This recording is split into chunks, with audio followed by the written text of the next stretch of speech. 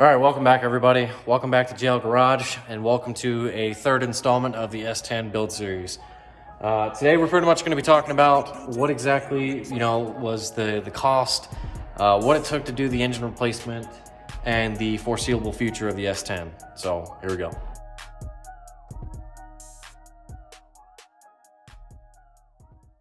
Okay, so here's the final version of the engine after I got placed in and everything. Still has a lot of progress to be made on it. A couple of wiring issues here and there, a couple of things we got to trace down, got to finish bolting up the motor mount. Hopefully by next summer or maybe later on this year, possibility, we would like to try to get down and go see Midnight Accelerators, reunite with that channel and have them do some body work for us. They do an outstanding job. You can check out the Black Knight video. You can check it out, link in the description to that channel there. So make sure you check it out if you want to see another S10 build channel. So lots of things are going to be coming in progress for both of these S10s, the Black Knight and the ZR2. So we originally started as a S10 channel. We started out doing videos on how-tos, S10 builds and things like that. So that's just kind of stuff that we're into. This is what we more or less started with. We obviously have the 7.3. The Midnight Accelerators channel has a multitude of vehicles to choose from for the channel. They do all kinds of body work, so there's plenty of content to go check there. But yes, talking about the 4.3, what it exactly took.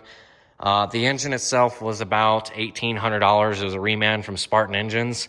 I was very impressed with the build quality of the engine. Very impressed with the simplicity, the time it took to receive it from the factory to the local parts store, which I had a buddy of mine working there. So was able to get a discount, was able to get the warranty, on the engine itself. It's just an overall really good quality build for the engine. S10 back in 2021, the engine had blew, and basically I left it sitting for such a long time. It didn't really do much after it had started knocking. So I actually was doing a burnout in the truck, and that's what caused the engine to knock. So word of the wise, the 4.3s, they're not a high revving engine. They're a simple workhorse engine, with 190 to 200 horsepower for the later models. They're bolted to a 4L60. It's not a high performance truck. It's not a drag car or any of that stuff. So don't recommend trying to beat the absolute piss out of these engines. I don't recommend that at all.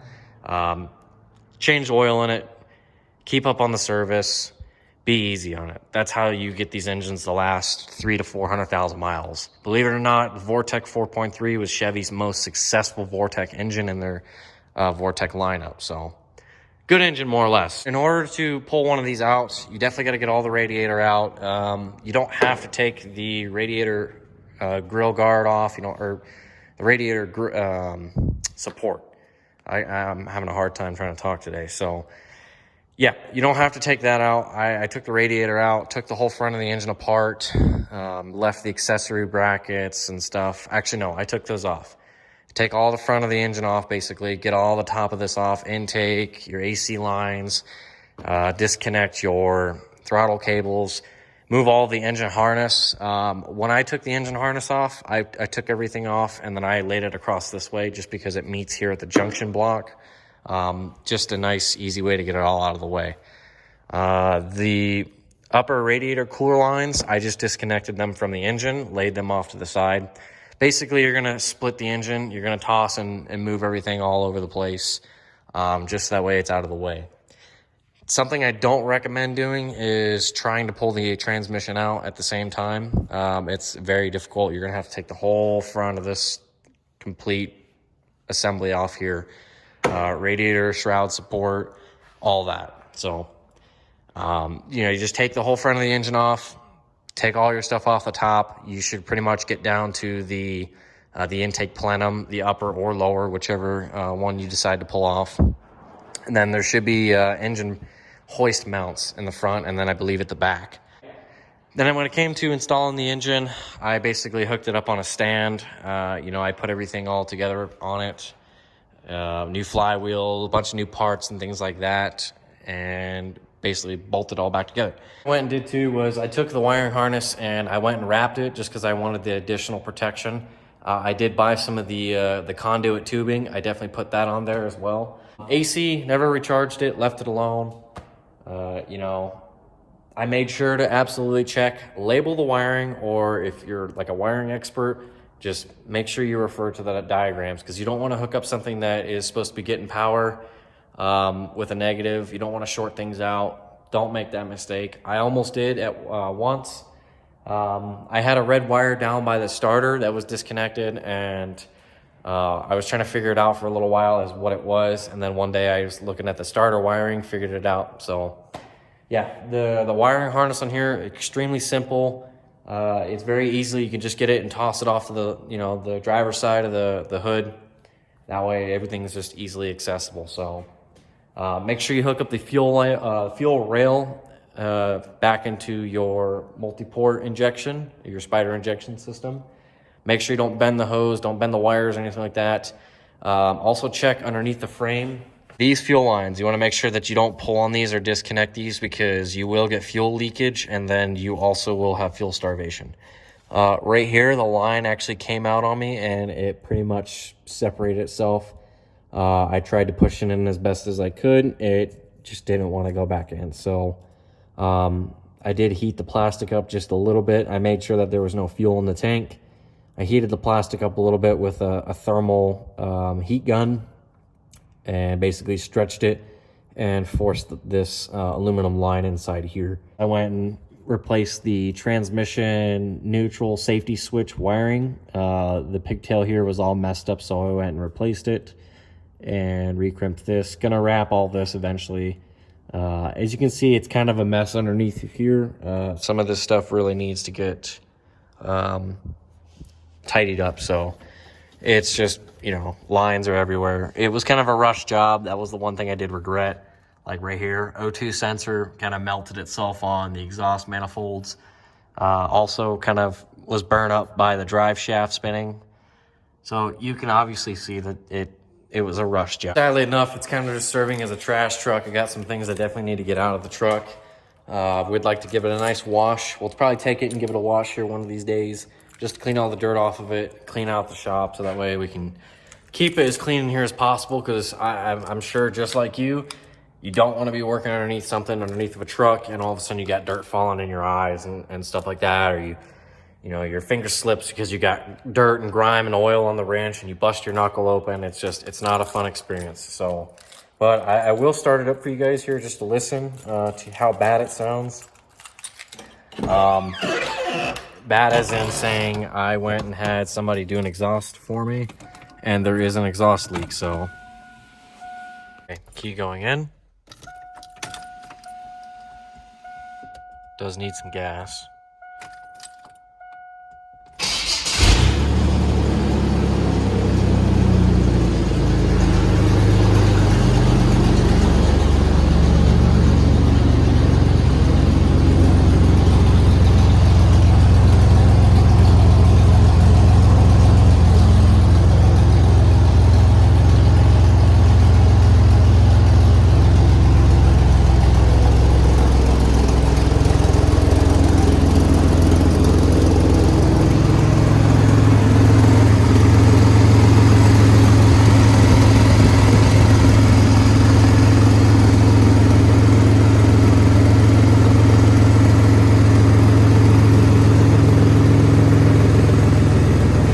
Obviously, it doesn't sound the best. Kind of think of if Taz from Looney Tunes is underneath the hood of the truck. Very similar to what that sounds like. So, and in fact, this is a piston out of this very truck. This actually came out of the original engine that was in it. So it was not this clean, nowhere near. I went and cleaned it up myself. So that's that. So that's pretty much where the S10 is at right this minute. It's a work in progress, so there's a bunch of things that it's going to need more or less. We're probably going to start doing some mild suspension work, figuring out the rest of the wiring, trying to get this mess all cleaned up, and then Once we relocate back down to where Midnight Accelerators are, we will be doing some body work, probably getting it sanded down, blasted, blocked, and a fresh paint job.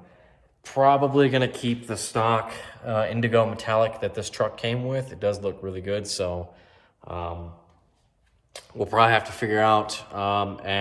Chan, if you're watching, let me know what you think about the bed liner, if we can keep that on the truck itself or if we're gonna have to remove that. I know there is a couple of rust spots, the most major one being on the passenger side, being right here. So it's, you know, a couple little holes and things like that. So yeah, it's a work in progress, guys, but nonetheless, it's gonna be a cool truck when it's done. We'd like to eventually do an LS swap, so who wouldn't want to? And in other news, so the 7.3 is already starting to have a problem posing a threat to the drivability. So let me just get the hood open here and I'll show you. So,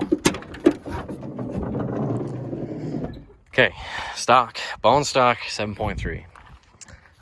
This is battery terminal spray that I sprayed on here with acid indicators, so that's why it looks like this right this minute. But problem that I'm having is with the terminal here. So this is just a little loose and starting to come out of the crimp. We'll probably have to maybe get a brazing rod or heat this up. With the new one that we have, this is 2-aught, I believe. So we're gonna have to take this one off, take this wire out, clean it up with a wire brush, soak it in some sort of acid to get the corrosion off of it. And then we'll probably solder this back into the new one and then probably take a mallet or something and beat it in so that way it crimps down. The next S10 video we're probably going to be doing is I need to remove the distributor. We're going to do the timing on the engine again. We're going to set it up from top dead center. We're going to put the distributor in, pull the plug wires out, and we are going to basically check and make sure that our oil pressure / fuel sending wiring harness is all intact. I believe one of the grounds is messed up on there, somewhere along the lines of that. Don't exactly remember, but that is what we're going to be checking out. So that's pretty much going to be it for this video. That's what we'll be doing in the next one. So, but yeah, S10 drivability, it's there. It'll drive, get down the road. I've driven it to work a couple of times, driven it all across town. So I mean, it'll get there, it just won't really enjoy it as much. So, but my main thing is when it's running, the oil pressure light, as you can see, is still looks like it's getting power to it and it's still working. So, yeah, it's not my favorite, but I don't like dealing with wiring. It's not my specialty, but hey, it's got to get done. So we're going to figure it out. Like I said, that's all we got for this video. If you want to see more content and you want to see the Black Knight, so the S10 Blazer project, make sure you check out Midnight Accelerators. Link will be in the description down below. Give a like on this video if you want to see more S10 content. So next video, like I said, S10, we'll probably have to alternate it between the two vehicles here. So just stay tuned. Just got to bear with me on as far as time constraints, which videos I'm doing that day. Plenty of how-to videos for the S10 subscribers. If you guys want to see more how-tos, don't worry. I've been reading the comments on the everything you need to know about the 4.3 video. So I'm definitely checking out those comments and seeing who could use a useful explanation. So I know my way around these trucks pretty well. This is the second one I've owned. Probably the 6th one that I've had to work on. So, you know, I've got some tips and tricks of my own up my sleeve that can help you guys get your S10s running. So, but yeah, that's all I got for this video, and we'll see you guys in the next one. See ya. Yeah. God.